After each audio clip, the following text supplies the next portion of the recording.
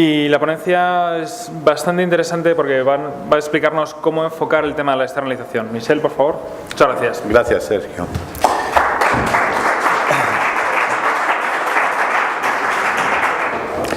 Buenas tardes. Gracias por venir tan numeroso a esta presentación. Se supone que este título es un poco marketingiano, recuerda los mensajes de los organismos bancarios que quieran atraer vuestros ahorros, o un posible atrajo, recuerda también la posiblemente mejor cerveza del mundo, o lo que sea. Bien, volviendo un poco a ser un poco más serio, pues la idea que tenemos es, a través de un caso práctico que no necesariamente será absolutamente transparente, porque ha habido que respetar los deseos del cliente de confidencialidad, demostraros que externalizar los servicios puede ser una manera cómoda, menos dolorosa de emprender este camino hacia la utilización de la gestión de los servicios TI. Bueno, soy yo, he hecho mis estudios en Francia, no es una casualidad porque soy francés, y he trabajado en los servicios petroleros, una empresa importante en este sector, durante muchos años, antes de girar mi chaqueta y ocuparme un poco de las TI. Llevo 20 años en España con el grupo Osiatis, prácticamente los mismos años que los de existencia de la filial. Osiatis, no estamos aquí para hacer mucha propaganda, evidentemente, pero bueno, es una compañía de ámbito europeo que opera en 5 países de la Europa del Oeste. Y nuestra dedicación principal es la provisión de servicio de soporte, de asistencia a organizaciones TI para gestionar, digamos, sus problemáticas diarias y no diarias eventualmente.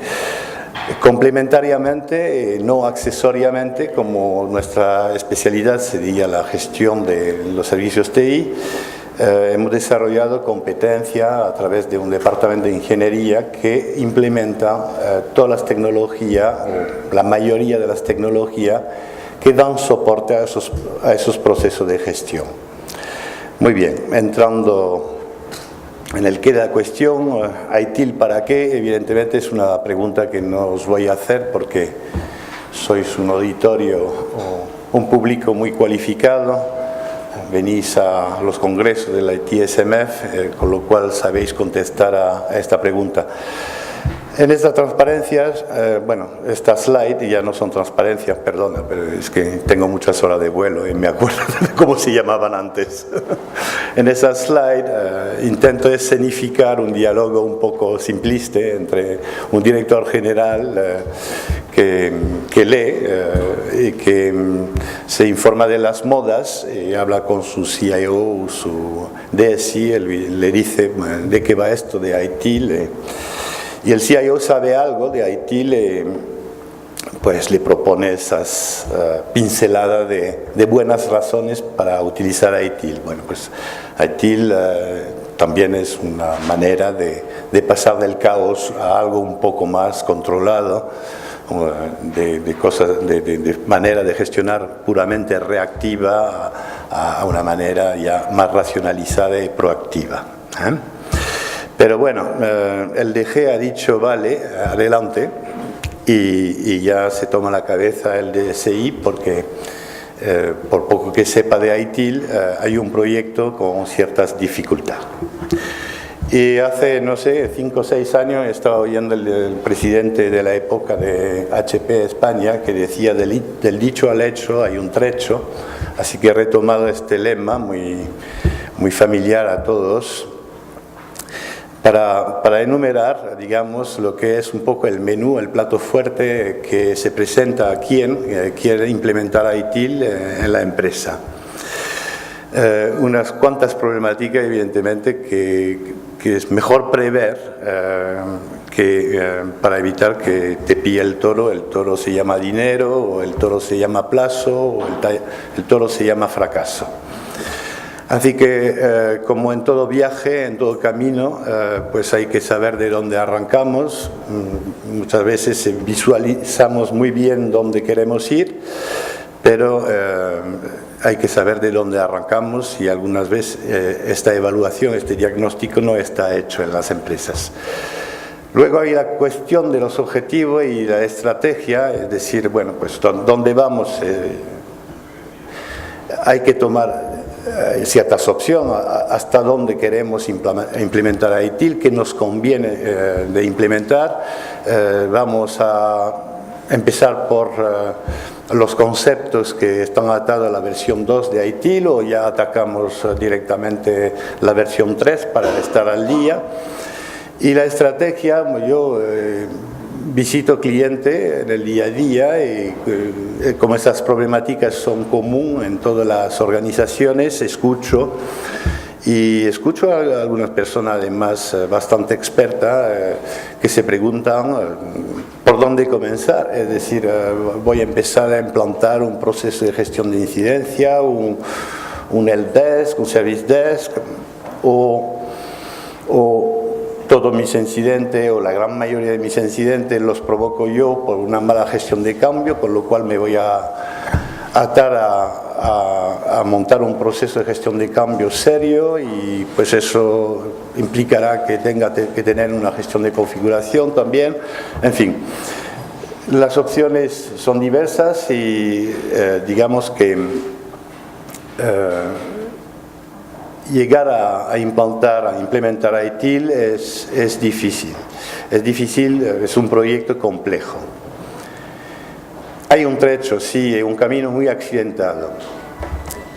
Ahí quería listar un poco los aspectos dimensional, la dimensión humana, la dimensión técnica, la dimensión financiera, que son otras problemáticas que nos esperan a la esquina para resbalar o fracasar. Entonces, tenemos que tener experiencia. Si no la tenemos, pues probablemente vamos a tener unos disgustos por allí y por acá. Así que propongo, es un poco el propósito del título, digamos. El título no tiene ningún misterio, leyendo el título se sabe dónde se va, es lo que se va a escuchar. Es decir, una de las alternativas que articularemos o que demostraremos con el caso práctico es el outsourcing, la externalización de servicios de soporte que impliquen también la responsabilidad de la provisión, es decir, del nivel de calidad de la provisión del servicio. Por eso creo que hay un potencial a explotar en las empresas de outsourcing, sacar sinergia de este tipo de contrato, que son los contratos de asistencia, para facilitar la obtención de este objetivo, que es arrancar sobre algo que sigue siendo un poco hermético para muchas organizaciones. Así que la fórmula sería pues ir a contratar servicios basados en un modelo de gestión que respecta a las prácticas ITIL. Eso tiene un nombre, en inglés dicen Managed Service Provider o Provision, en español servicio gestionado, es decir, confío, delego la responsabilidad a mi outsourcer de gestionar los servicios según dice la Biblia.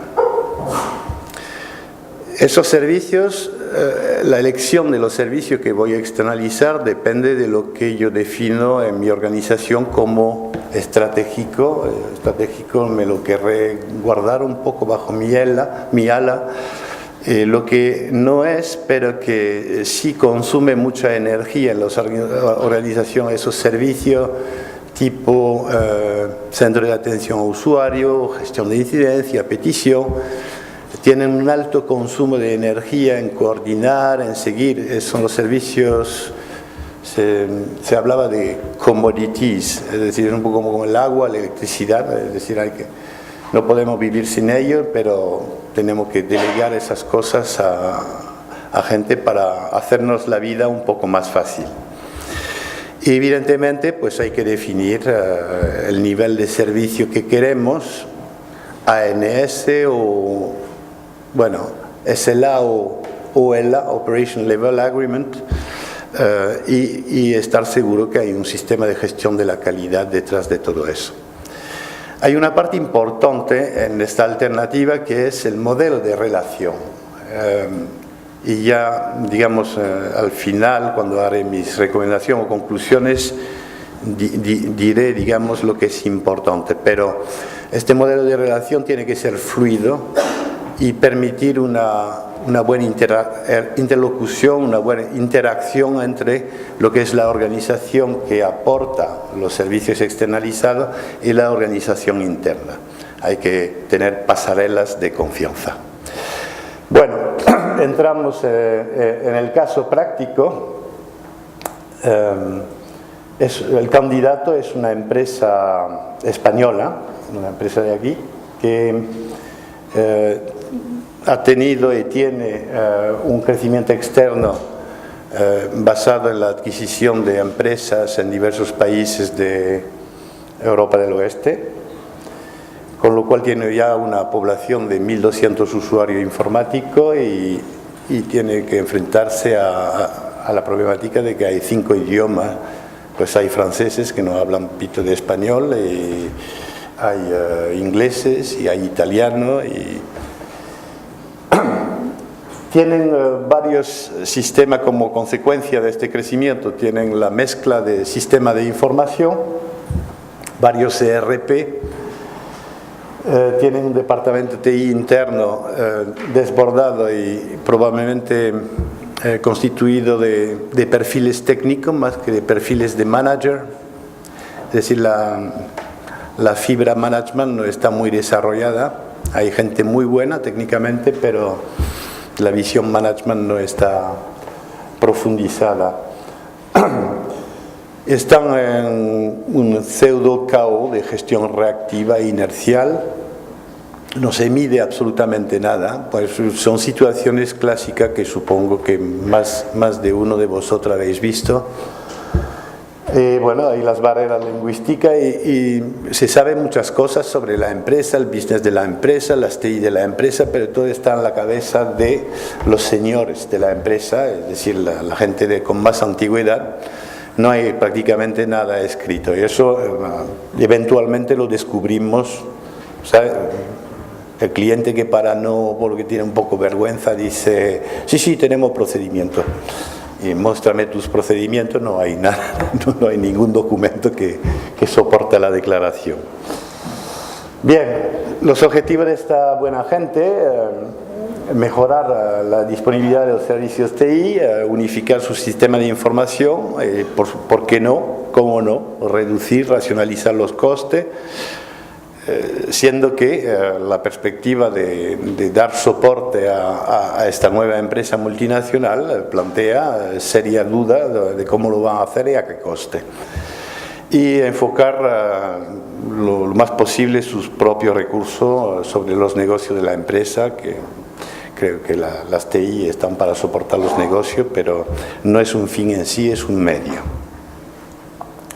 Requisitos: pues buscar soluciones externas para cubrir las 3 áreas esenciales, por lo menos desde el punto de vista de la consultora, que les ayuda un poco a tener las ideas claras y que se implica en la redacción de RFP. RFP, supongo que todo el mundo sabe lo que es un RFP, Request for Proposal, petición, demanda de oferta, digamos, dicho en llano.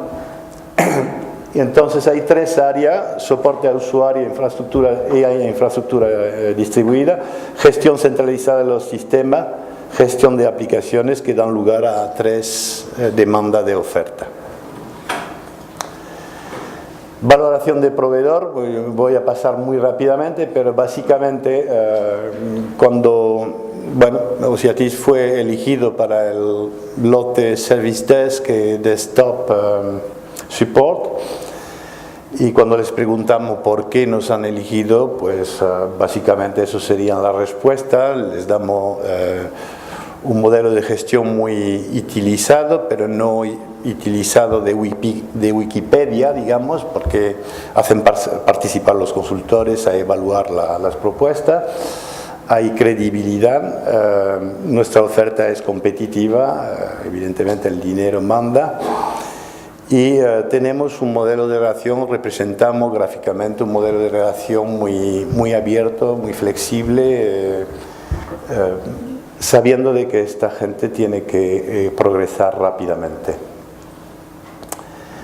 Ahí un poco ya es una bisagra de mi discurso, de la presentación, porque rebobinando un poco los eventos, me he dado cuenta un poco a posteriori cuál es el protagonismo que nos ha dado el cliente, que hemos cogido gustosamente,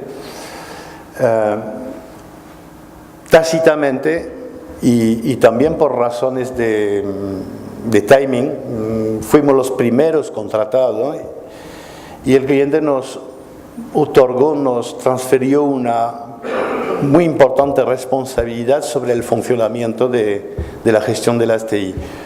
Bueno, no es una casualidad, un service desk es por ahí que entra todo, o prácticamente todo entra por el service desk. Y es a este nivel que se miden muchísimas cosas también. Cuando hay indicadores, digamos que la foto del servicio sale muy bien de este tipo de función. Así que la empresa emprendió un poco una campaña de marketing hacia sus usuarios y participamos con ellos para difundir esta noticia de que iba a haber un servicio diferente. Incluso la promoción del servicio da lugar a, igual que vuestra participación con las etiquetas a este congreso, a un regalo a quien elige el mejor nombre del servicio. Se da un nombre de pila al servicio de soporte. Y nuestra tarea es proporcionar una maxi transparencia sobre el estado del servicio, evidentemente prestarlo y mostrar que sabemos hacerlo, y liderar y dinamizar, digamos, todas las instancias implicadas. Evidentemente había otros lotes y otras empresas implicadas. O sea que no fue una mala idea, sino todo lo contrario, dar este protagonismo a lo que es el centro de soporte usuario. Evidentemente, siempre y cuando la organización correspondiente, el talento de la gente que lleva eso o lo gestiona, esté a la altura.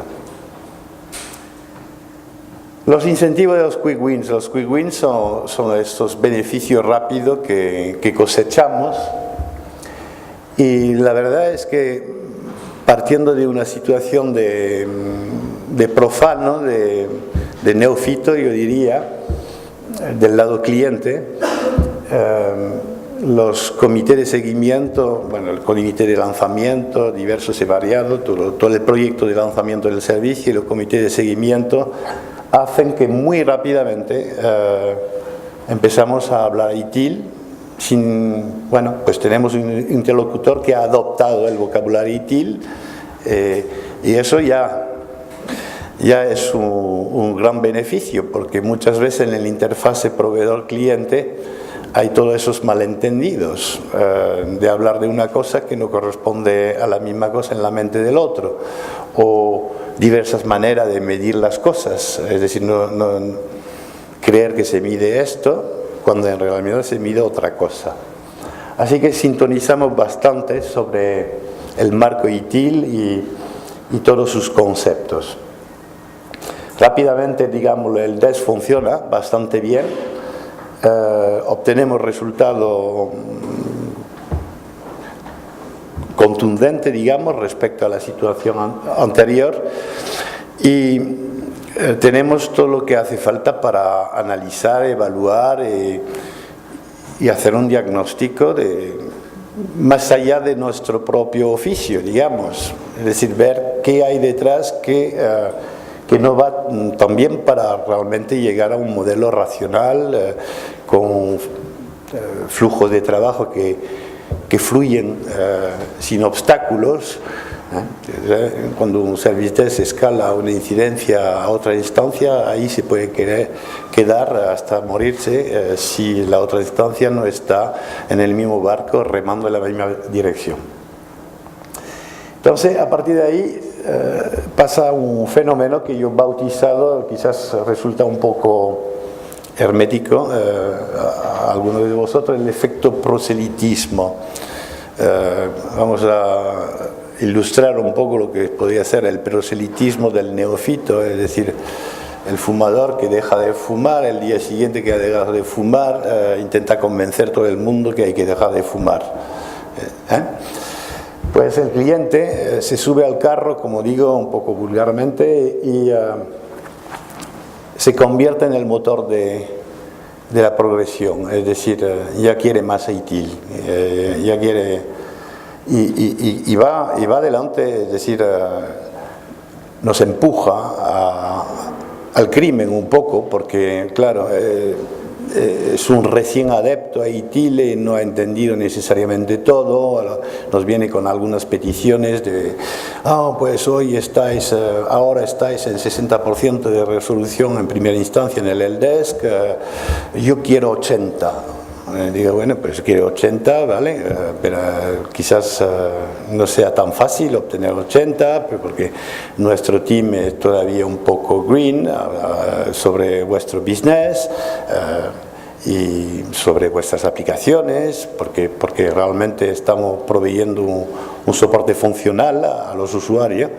3 ERP diferentes, imagínate lo que puede ser la complicación cuando un tío no sabe hacer un voucher y que hay que decirle dónde hay que poner el IVA y cosas así. Así que se toma el juego, digamos, el propio cliente, y hay comité TICs interno a los que no asistimos y vienen han hecho suyo todo lo que hemos aportado y vuelven a las reuniones con propuestas de analizar muy en detalle los flujos del proceso para detectar exactamente dónde está el grano de arena que bloquea la máquina. Su organización no estaba sintonizada con la interacción, la interfaz, digamos, con las empresas contratadas. Reorganiza un poco eso. Ve que no le hace falta tanto un director de la atención a usuario, porque ya es algo que se hace solo, entonces nos pone en su lugar un representante del departamento de calidad que asista a todos los comités de seguimiento y que hace preguntas pertinentes sobre los indicadores. Implantamos bajo su impulso una serie de indicadores que ya no son indicadores contractuales o indicadores de servicio, sino indicadores de gestión, pues el típico en promedio cuánto tiempo tardamos en transferir un ticket a otra instancia o cuánto dura en promedio los ciclos de vida de los incidentes de tal categoría o de tal otra. Así que desarrollamos una parafernalia de indicadores de gestión, con lo cual tenemos ya todos los tornillitos para ajustar la máquina. Bien, también nos revise los ANS o el SLA, el OLA, apenas ha pasado 3 meses y ya aprieta la clavija pidiendo más. El proveedor, que somos nosotros, asesoramos mientras hay un equipo que realmente en muy poco tiempo ha pasado de un estado un poco ignorante sobre la materia ITIL a un estado de conciencia elevado. Al punto de inflexión, eso más o menos al 6º, 7º mes de relación contractual, ya hemos explicado al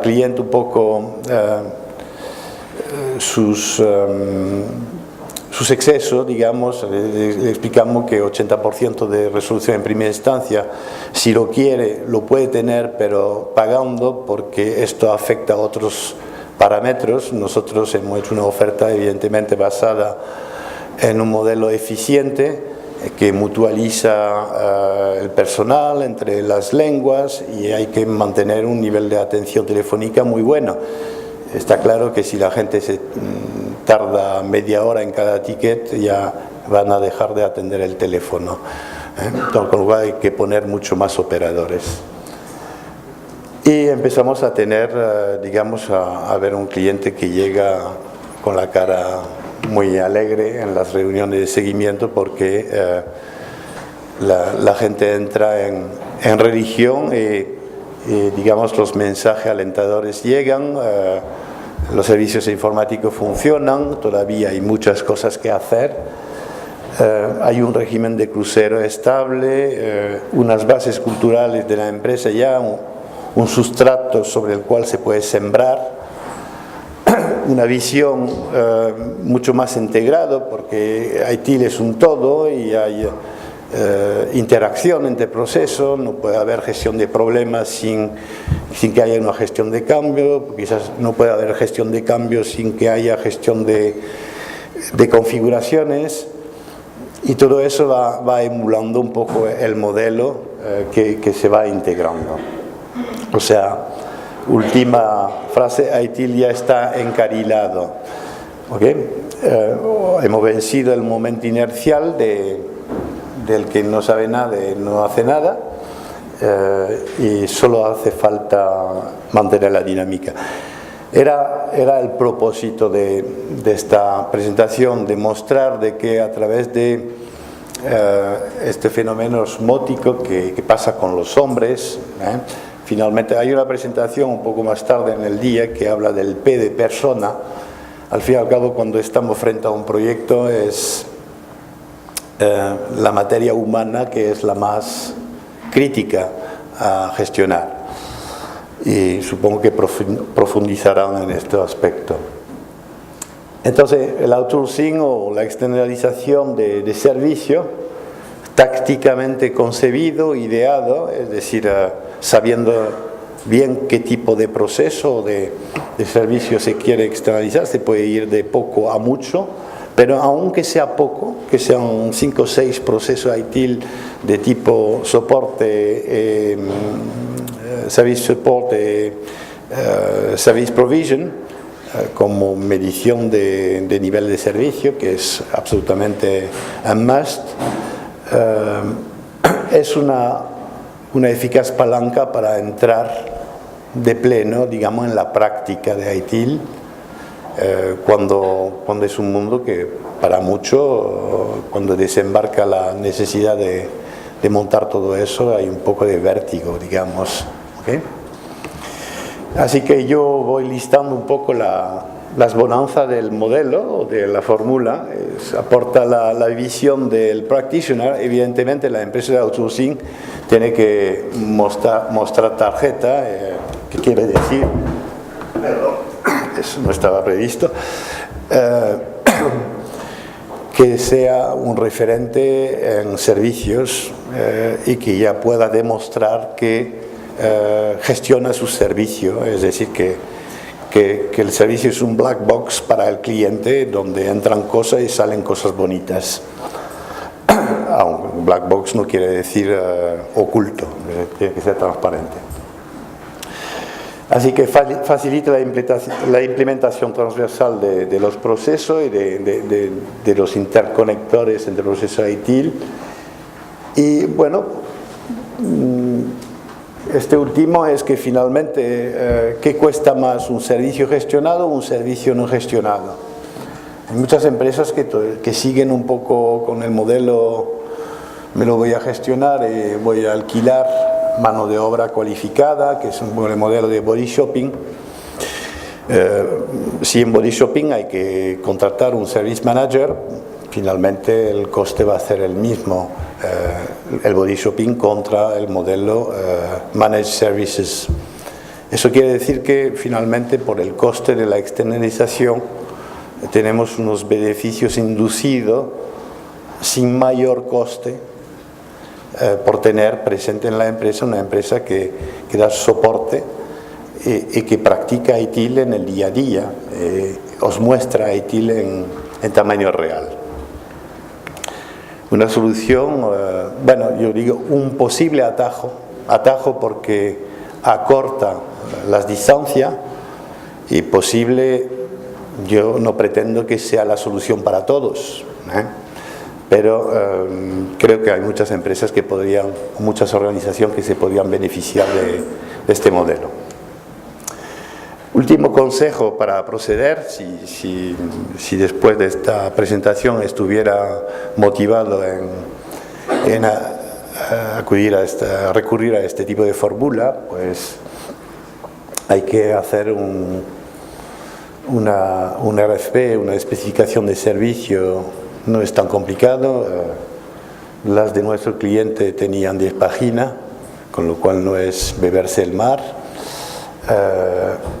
Hay que utilizar los términos ITIL para dar el buen color a las cosas.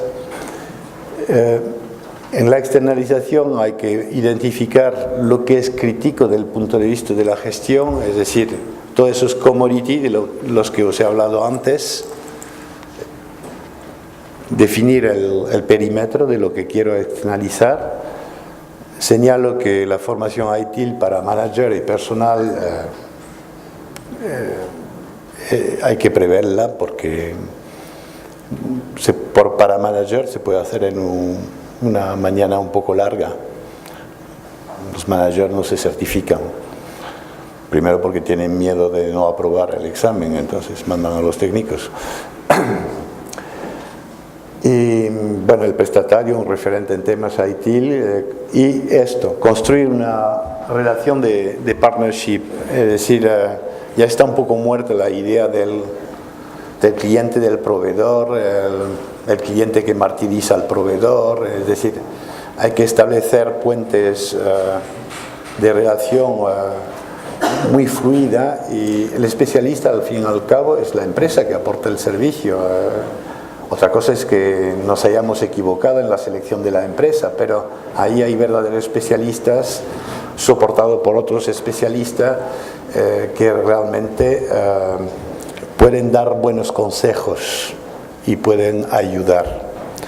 Si la posición es una posición muy, has firmado eso y ahora, perdóname, jódete, con eso no se construye mucho, ¿de acuerdo?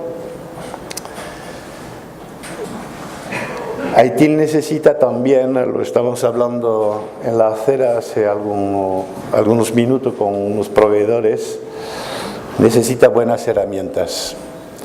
Y eso es algo que puede aportar una externalización bajo el modelo de Managed Services, porque si pedís servicio gestionado, pues el proveedor de esos servicios podría estar llegando con sus herramientas afiladas. Y el usufructo de las herramientas está incluido, digamos, dentro de lo que es el perímetro del contrato. ¿Vale? He terminado. Espero que no habéis estado demasiado aburrido por los magníficos gráficos que había en mi presentación. Si tenéis preguntas, estoy a vuestra disposición.